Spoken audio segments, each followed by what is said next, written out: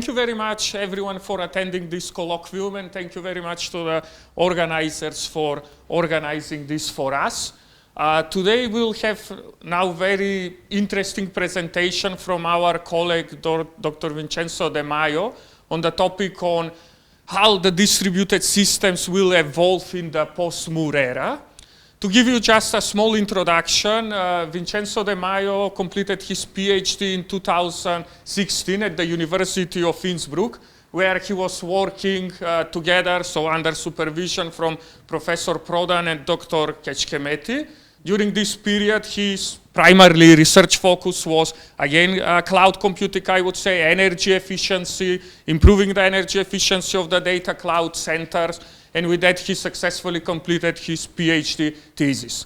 After that, he moved at the Technical University of Vienna, where he also currently works as a postdoctoral researcher in the group of Ivona Brandic, and his main now research focus has shifted, of course, as the system developed towards edge and fog computing, in which area he published many successful papers in scheduling of resources, optimization of resources, in many venues like Future Generation Computing Systems, CC-Grid, and other conferences and journals which are very relevant in our research area. Meanwhile, he started also focusing a little bit on quantum computing, which is quite interesting, and for this reason he has a project which he copied. So the name of the project was Light Project, yeah? Yes? Yeah, HPQC project. Yes, so this one is in collaboration with University of Innsbruck, and it's quite interesting research topic and quite relevant, I would say. And today he will try to show us that perspective, like how all these systems, post-Moore era systems, affect the distributed systems and how we can get further improvement in this area. So Vincenzo, one more time, thank you very much for agreeing to give us this presentation, and you can start whenever you want. Thank you. Okay, great. Thank you very much for the invitation, and thank you for the nice introduction. As you know already, I am Vincenzo De Maio from Vienna University of Technology. And today I'm going to talk first about my work in the area of edge and cloud computing. I will give some examples and how this is related to the evolution of distributed systems and and especially on post-Moore era. Post-Moore computing is basically a hat term. It includes different technologies such as neuromorphic computing and or also bio-inspired computing and other things. I'm mostly targeting the quantum computing, which is, I think, the most interesting and promising for distributed systems and for what we aim to do in the future. And I will also, because of this, I will give also a very small introduction about principles of quantum computing. I will try to be very, if there are physicists, you might find it boring and even not very precise, so I apologize in advance. But I think it's important to understand the future, the work that I want to do in the future. So first of all, let's start with, to give some context to this talk. We are in the area of IoT.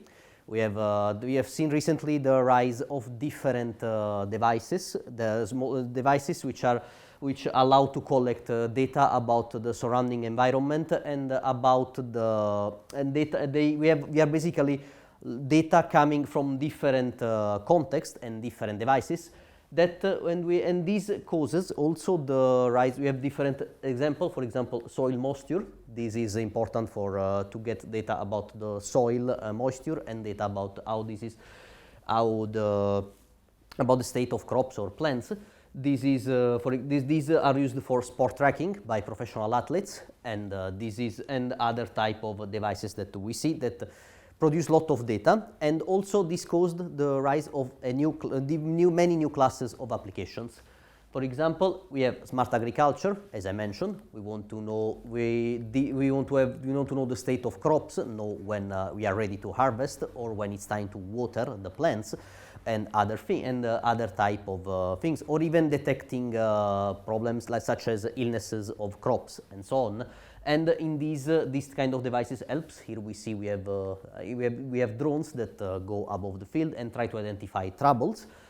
We have also e-health systems. We collect data about the state of a patient. I mean, I guess these kind of things. I guess many of you have one of these kind of devices.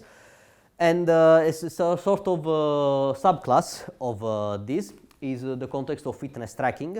We want to, I mean, when we're talking only about your Runtastic app to measure your performance in running and the calories that you are losing and so on, but also about, as I mentioned, professional athletes that want to do this to improve their performances. And also traffic safety. We want to use the data of the surrounding environment to know the state or to get supported in driving or avoid congestion and other type of problems. This is very nice. It's very good for us and gives us a lot of use cases, but it comes with a cost. The cost is basically summarized by these data coming from these articles on Forbes. This is important, that is a Forbes article, because it's not just a scientific problem, but it's actually something that is felt also at a business level. How much data do we create every day? This is the question that Bernard Marr in Forbes tried to answer.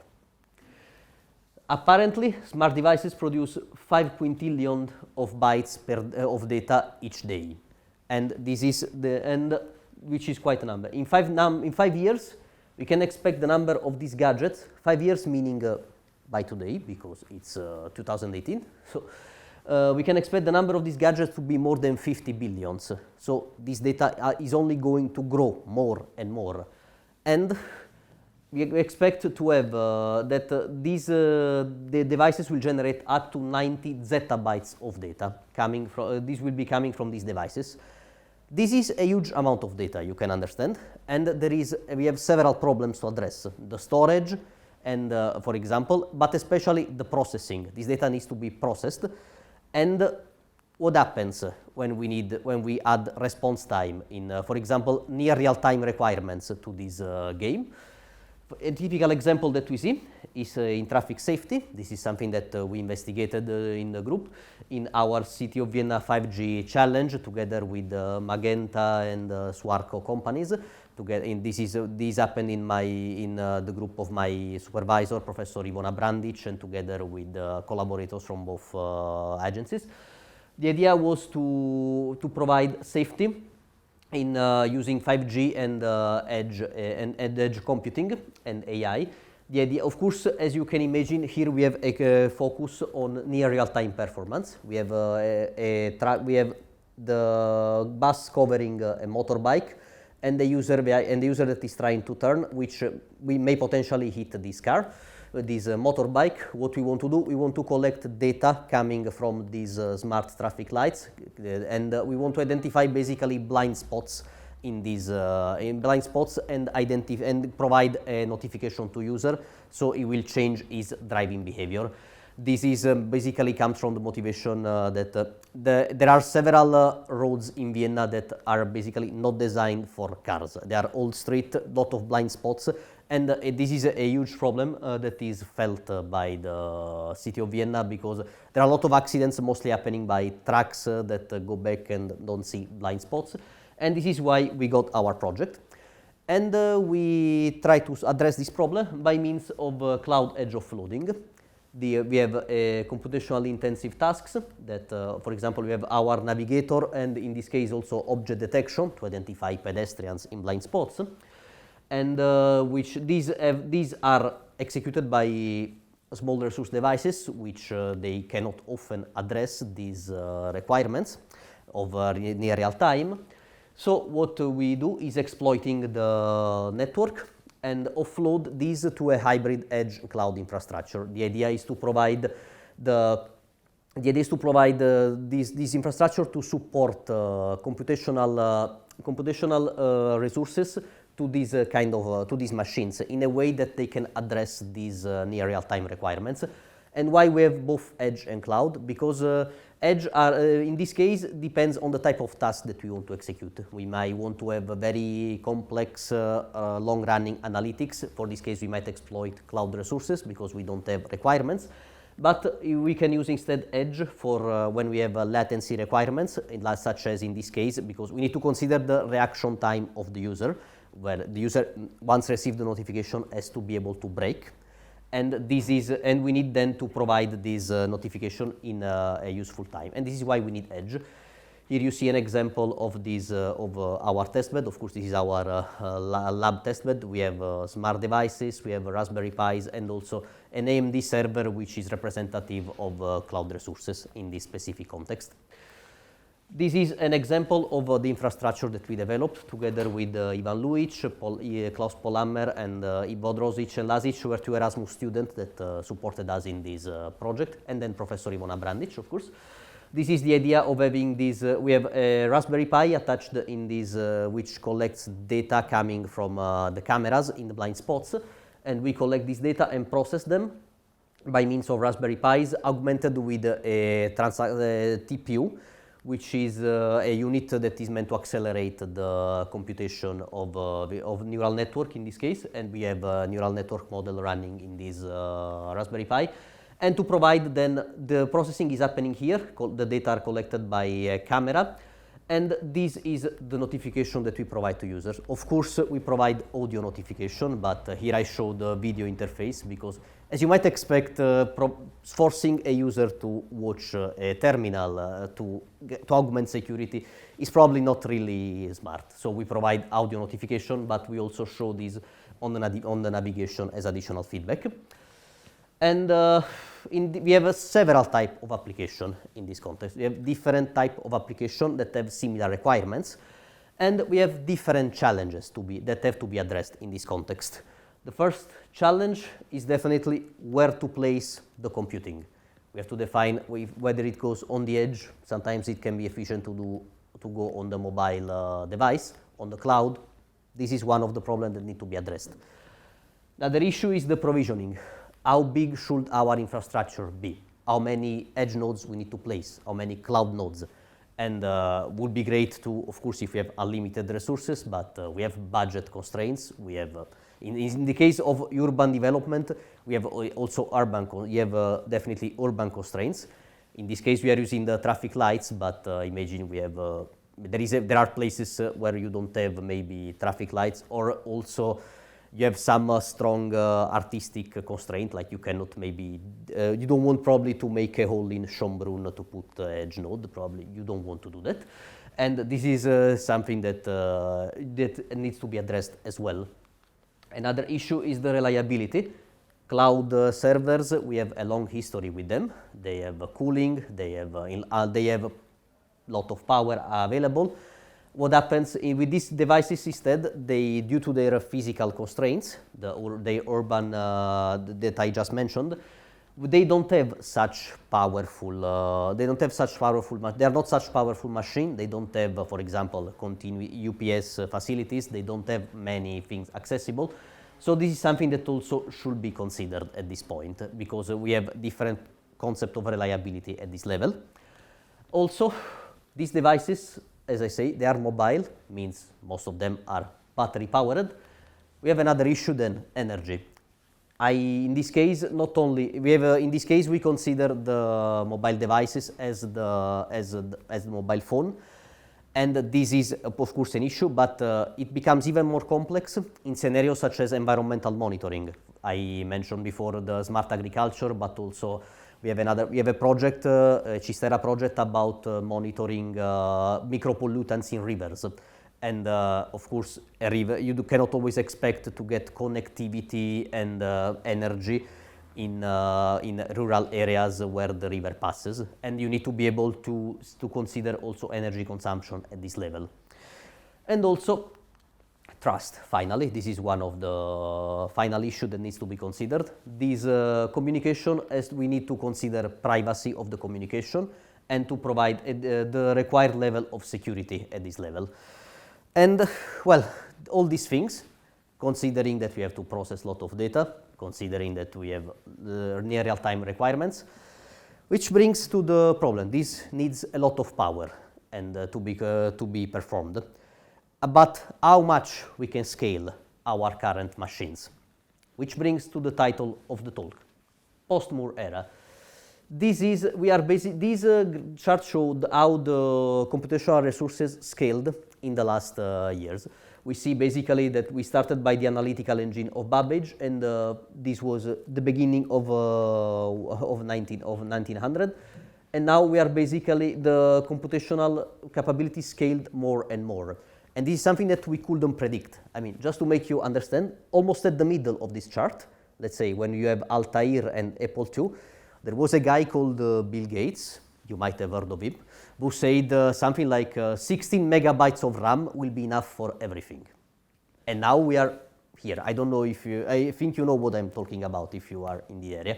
So we basically couldn't predict this thing. So for us, these, the consequences of Dennard scaling, and which is the law on which post-Moore is the Moore law is built, meaning that we cannot scale further the possibility of hardware. This is now basically coming close to us, because we need basically to consider alternative forms to our computing in order to augment to continue scale the requirement of modern application and to provide the requirement quality of service.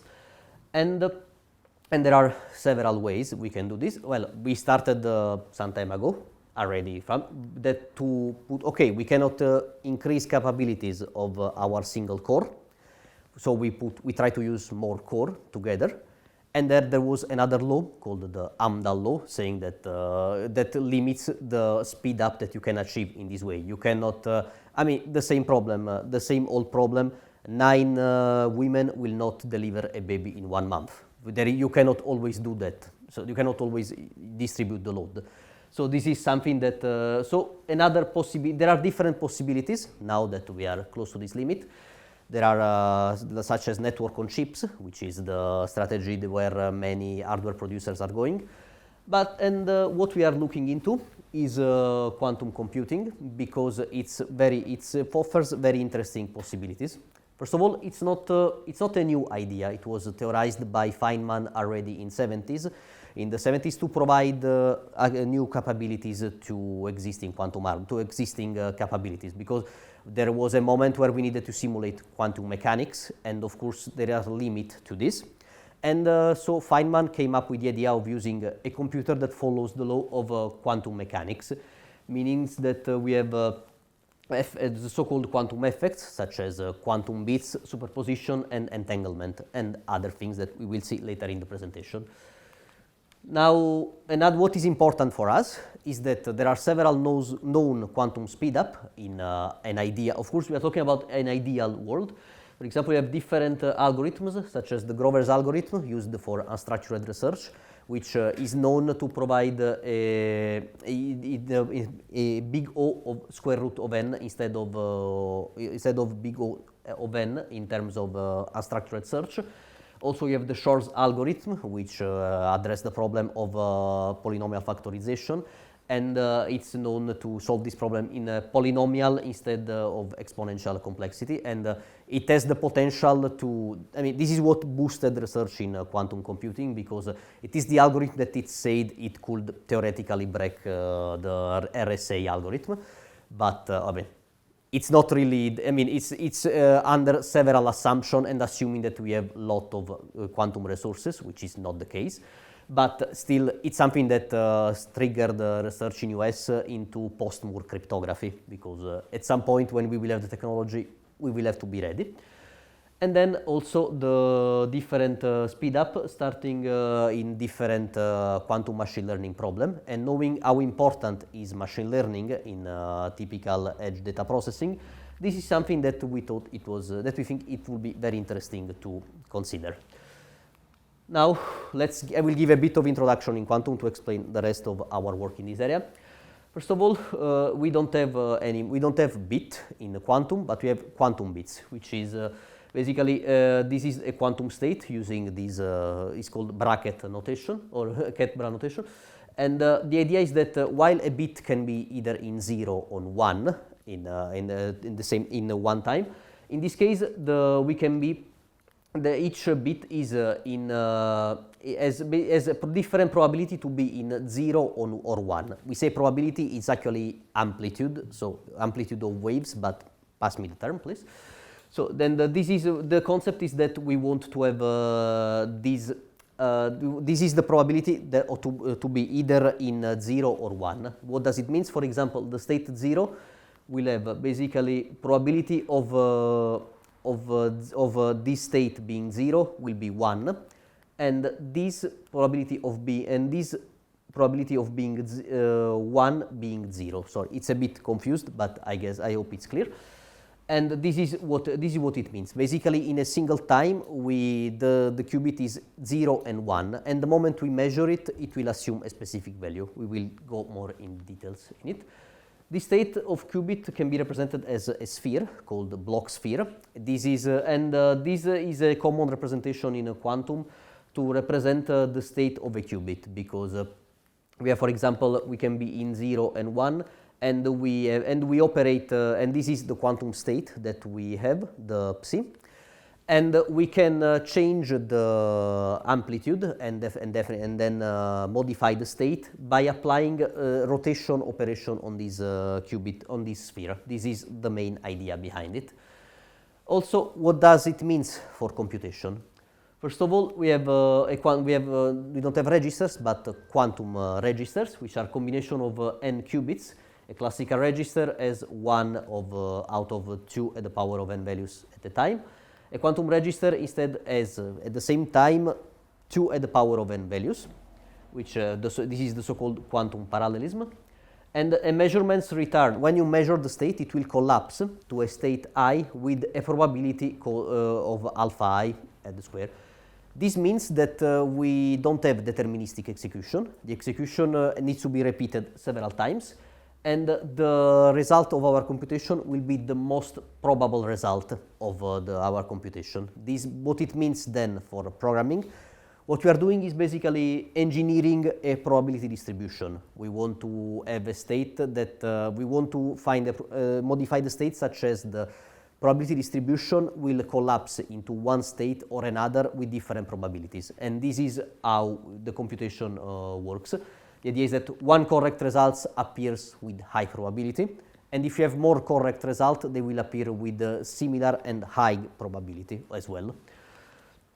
An example of an operation in this level, sorry, we have basically, to manipulate the state of a qubit, we have specific operators that we call gates to mimic the logical gates that we already known from a computer architecture class.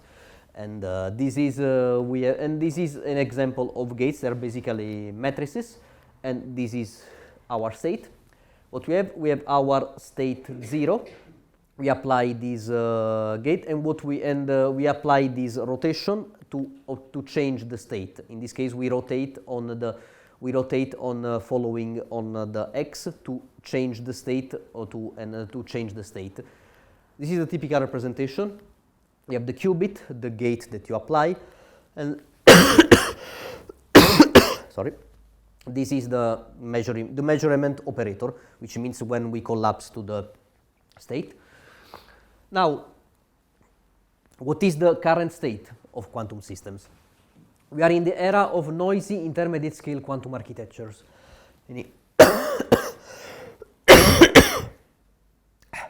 Sorry.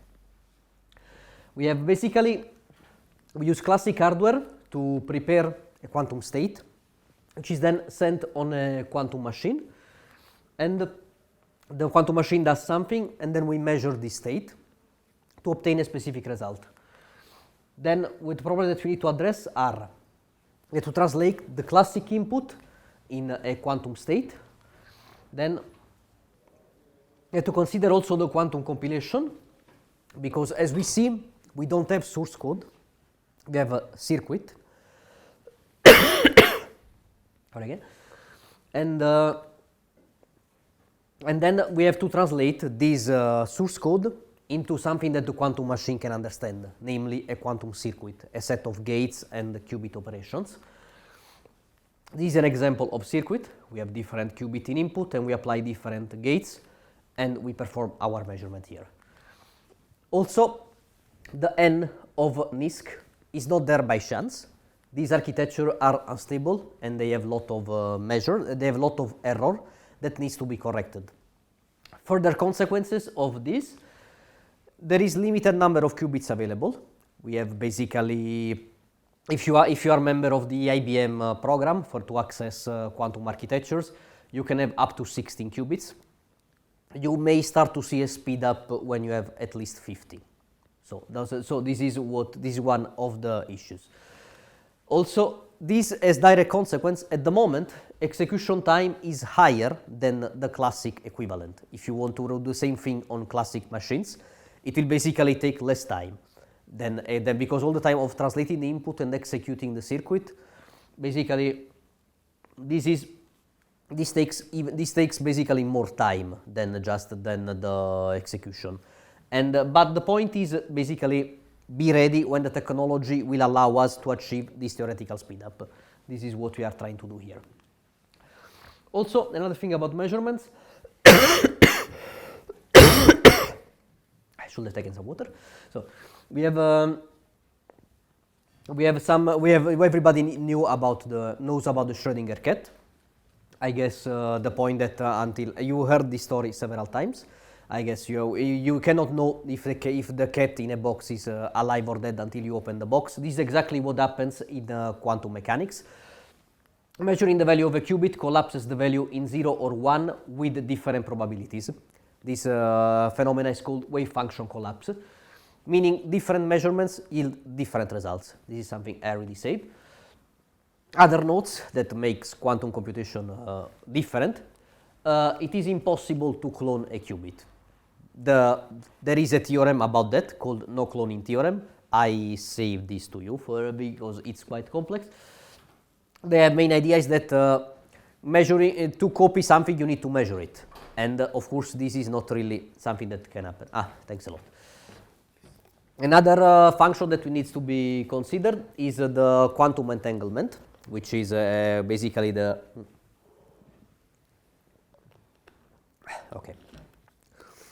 which is one of the main capabilities, one of the main things about quantum computing.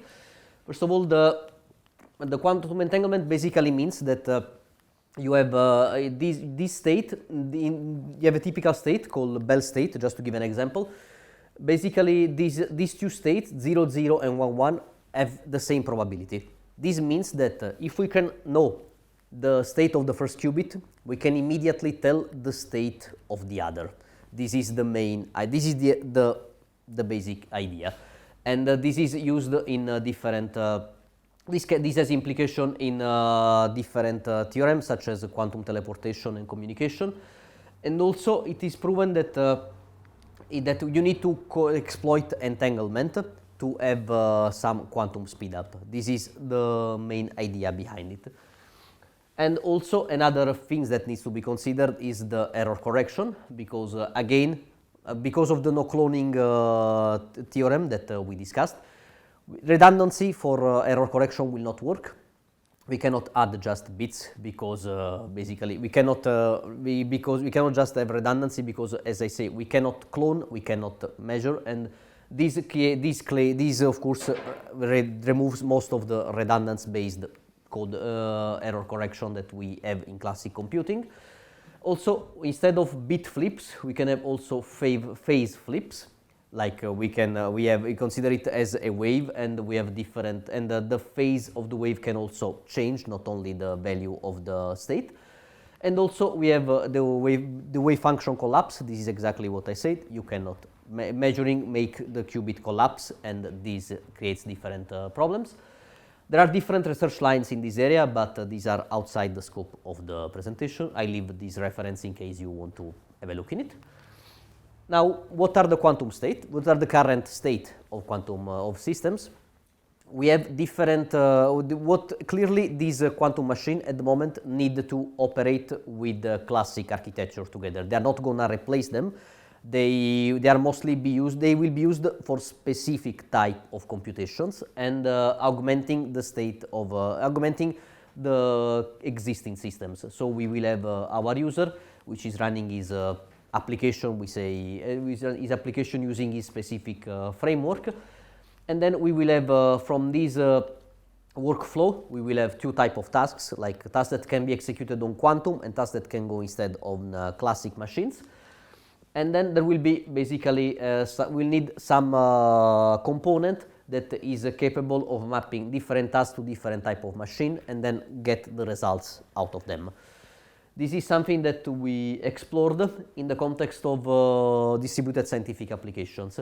Why they are interesting for us? These applications are data intensive and they have applications on they have applications that are important for different parts of our life, including the recent pandemic showed how the different simulation where policymakers were using simulations to decide the policy to take to counteract the pandemic, and also in different contexts, such as it's used in drug design and also cancer research. So it has different applications. Also, not only this, the quantum offers a natural 3D modeling of scientific problems. Just think about the sphere. We can have a different we have different expressive capabilities. Not to mention there are some molecular interactions that are perfectly modeled by the quantum mechanics, such as van der Waals interactions and other type of things. And then also there are computation in this context that can benefit from the quantum speedup. We have approximate optimization and also calculation of eigenvalues. We will show now a specific use case. The idea is that to accelerate specific tasks by means of quantum hardware, meaning we select specific tasks and we want to see which one can actually benefit from their execution. So in this molecular dynamics use case that we investigated in this work that we published in eScience together with Professor Eva Delman from University of Southern California and Sandeep Suresh Kranganur from ULIC Forschungszentrum and Professor Ivona Brandic. We focused on this application that analyze trajectories of backbone alpha carbon atoms in amino acid segments. The idea is to identifying collective variables that capture molecular motions in different regions of interest. We want to see basically how these molecules evolve during the time, because this will tell how they fold and how they combine, and this can provide, this is application in different fields such as material science and, as I say, medical application and so on. So this is how the application works. The user will input the parameters for its simulation. Usually you have some trajectory files that determines the type of trajectory this molecule follow. Then from these, then at each regular time intervals, we identify segments of atom that we need to identify, that we need to consider. What we do usually, we want to know the distance between these atoms to identify how they interact and so on. And then we want to find a collective variable, which is in this case, it's used the maximum eigenvalue.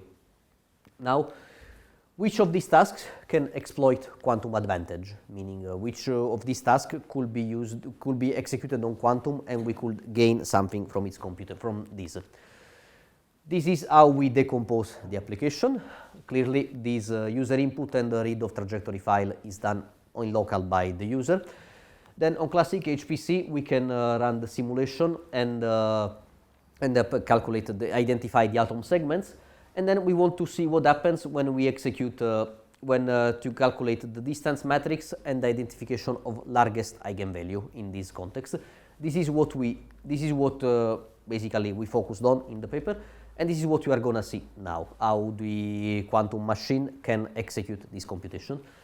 First of all, for the initialization of distance matrix, what we focused on is we try to, the computation happens in forms of circuits. So we try to identify a circuit that could represent our problem. In this case, identifying the distance between the atoms. So we use this C-swap test, whose the input is two different quantum states that are represented by different set of qubits in this case. And what we want to do, we want to identify how these states differ. Basically, we want to output the Euclidean distance between these two quantum states. And this is how we want to do it. We select our amino acid segments we have different atoms. We select pairwise each atom that is interesting for us. Then we need to translate these coordinates, these classic data, into a quantum state, and this is done by means of amplitude encoding. There are different type of quantum encoding that can be considered, and this is actually a very important problem when you want to for quantum computing, because usually the advertisement that they do for quantum is this algorithm has an exponential speed up, but then maybe the data encoding requested by it is exponential as well. So it's basically doesn't pay off. So it's something that it's very important to consider. From this amplitude encoding, we will achieve our two quantum states. Then we run our C-swap test, and this will generate, in this case, the distance between the two atoms. And we will go back here to have this, and we will go back to calculate for different segments. This basically, this is the test bed that we used for our work. We used the application coming from University of Southern California, from the group of Eva Delman, and then we used the IBM quantum machines. I'm part of their researcher program, and the idea is that we use IBM Qiskit to map the work between their data centers and the available machine. We lost the picture, but okay. Anyway, I mean, it's basically the cube. This explains these are the different quantum machines. This explains the machines have different, these are the qubits available on each machine, and they are connected in different ways. Each machine has a qubit topology. The thing is that the problem is because of the no cloning and the teleportation, you need to, you cannot work on, basically you cannot work on qubits that are not connected, and making the qubits completely connected at the current state of technology is very difficult. So there are different types of topology and the way you map your code into the topology has an effect on performances as well. This is, for example, in this case, I can, if I have to interact these two qubits, I can do it very well, like they can communicate. But if I want to communicate to work with these two qubits, I will need to apply a specific routing or teleportation protocol to move the data from here to a place where these two qubits are connected and work on them. This is the quick explanation, of course. I don't explore this in this paper. And we experimented we experimented the interatomic distance for different random generated matrices, and we achieved quite a good results between this is the error between the classic calculation and the quantum calculation. This is of course subject to error, but it's quite good for the scale of the problem that we have. Now let's go to the other problem, which is the calculation of the eigenvalues. What we want to do is what we focused on is a specific class of algorithms which are called variational quantum algorithms. The main idea is that in quantum mechanics, a system of particles can be described as a Hamiltonian. For what you need to know, is a matrix representing the energy of the system. And in this system, what we do, the idea is that finding the minimum eigenvalue is equivalent to finding the ground state of the energy of the Hamiltonian. This is what we are trying to do. So this is how the algorithm will work. We have our molecular system, which we find, and it's encoding as a Hamiltonian in terms of energy and so on. And then we have a state represented as a parametrized quantum circuit. We have a circuit which takes in input different parameters, which will determine its state. If you are familiar with for example, gradients, and we can see this as a different way to explore our search space, or as meteors, you can see them in this way. And what we do is we want to calculate this expectation value. We want to use the Hamiltonian and combine it with the quantum state. And then we define a cost function for this theta parameter, which determines how far we are from the optimal solution. We can put this is how we model the cost function, and this is function of the theta parameters that determine the state of the circuit. And we want to, of course, to minimize this cost function in order to achieve the optimal set of parameters in this set. and we will do iteratively in order until we find our ground state. And we want to, and by doing this, we will identify this lambda theta, which is the, let's say, after a certain number of iterations, which we expect to be close, I mean, it should be as close as possible to the minimum eigenvalue. This is, there are different other methods to calculate eigenvalues. There are different algorithms in quantum to do this. We focus on variational quantum algorithm because they are, first of all, interesting for us as distributed scientists, scientists working in distributed computing, because it's important. It's interesting for us for one specific reason, and also they require less qubit, which is something that it's not to be underestimated. This is basically the main thing. While we can easily model the quantum state in the quantum machine, they are designed especially for this. What we can do is to use a classic machine to run an optimizer, a classic optimizer, to find the minimum, to the ideal set of parameters, and doing this iteratively. This is why it's interesting for us as scientists in distributed computing, because we have exactly what is interesting for us, which is the distribution of work for exploiting the best of both worlds. And this is like taking the best from each type of machine. This is something that it's, and also this is something that it's very important for us. And the variational quantum eigenvalue has different parameters that need to be considered, because first of all, in the quantum execution, we have to define the different parametrized quantum circuit that we want to use, the type of hardware, then how do we get to an Hamiltonian, and also in the classic, we want to consider the optimizer and how to define the cost function. And then we want to have and then how do we set our termination condition. In this work, we focused on these three, because having the Hamiltonian was easy to, it was basically provided already by the system, and also as well as the cost function. And also this is what is, also we wanted to have problems from different worlds, like both quantum and classic. This is an example of parametrized quantum circuits.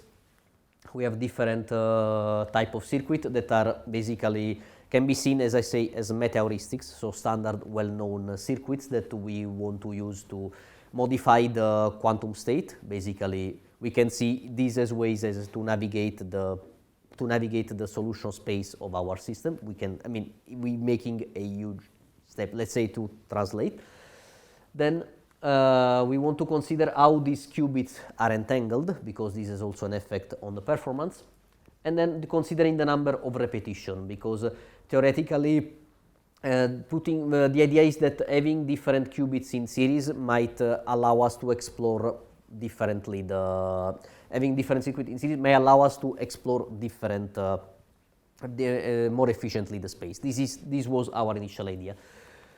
And for optimizers, we focus on, we select three optimizers. One is mostly two because they are gradient free, and one because gradient descent because it's gradient based. We want to explore the impact of different optimizers on the topic. We see that the results compared to the quantum hardware, we see that we have different hardware, that we could use different hardware available from the quantum machine, and we compare the error using different circuits and with different amount of qubits. What we see is that the error increases quite regularly, so we could apply some post-processing to fix this, to fix the error and get close. What we wanted to see is basically which circuit guarantees has the best result, and also in this case which machine. It seems to be for us. It seems for us to be Jakarta. So, and in this case, depending also on their parameter, and we want to see basically, and we see that this circuit guarantees us the best result. Also, we want to see how these values is affected by the different type of entanglement. We have different type of entanglement of the qubit. Linear, for example, we just entangle each qubit with its subsequent, or we can entangle each qubit with all the others, or different type of policies for entanglement. And we see that this doesn't seem to affect much actually we see especially in for this excitation preserving, it has some effect on the other circuits, but basically this circuit is, for example, not affected at all by entanglement, and these results is not really, it doesn't really change for us. And also we see this was one of the most interesting findings, because as I say, we thought that repetition would allow to have a better exploration of the search space, and we found out that actually adding more, since each gate has an error, we need to consider the fact that adding gates just increases the error in some cases. So you need to apply some strategies to reduce the error, because we see that different repetitions actually even increase the error in different cases. So we need to consider different error correction strategies in this context. And then we use this result to train a hyperparameter optimization model, and the idea was to identify then using Bayesian optimization to identify the ideal configuration of these hyperparameters to minimize the error in this context. This is what we plan to do. I mean, in the future we plan to, this is basically a first step in the design of a scientific application for hybrid classic and quantum systems. And we want to identify the parts that are suitable for quantum and provided an example implementation. What we would like to do in the future is to consider different use cases, also introduce different methods for error correction that will be useful in this context, and investigate the impact of different quantum hardware, because there is basically no dominant technology at the moment, and this is something that we need to consider also how it will evolve. This is basically, this work is summarized by these two publications in collaboration with ULIC and Southern California. The idea basically, this is what we are trying to do. We want to have we have our molecular dynamic simulation that we have our classic code, and this classic code that has to be translated in a quantum circuit. And why it is important for us as a distributed system scientist, because we believe that HPC, especially distributed computing, will play a key role in this transition, because for example, to consider the encoding of the data to and from the quantum, and which can be significantly augmented by the use of distributed computing. Not to mention the translation between the classic code and the quantum code. And this is something that we believe it's something that it will be good to have once the technology will be there for us, and will allow us to have an actual speed up in this context, like an real acceleration. And this is something that we could consider. We have different integration of different applications, considering encoding of streaming data. We work on a static data set, but what happens when we have data coming in streams, such as IoT. And also, this could basically put the beginning to quantum software engineering. Let's say the considering how we could develop software specifically for hybrid quantum and classic systems, and many others to come. Which ends my presentation, and I'm happy to take your question.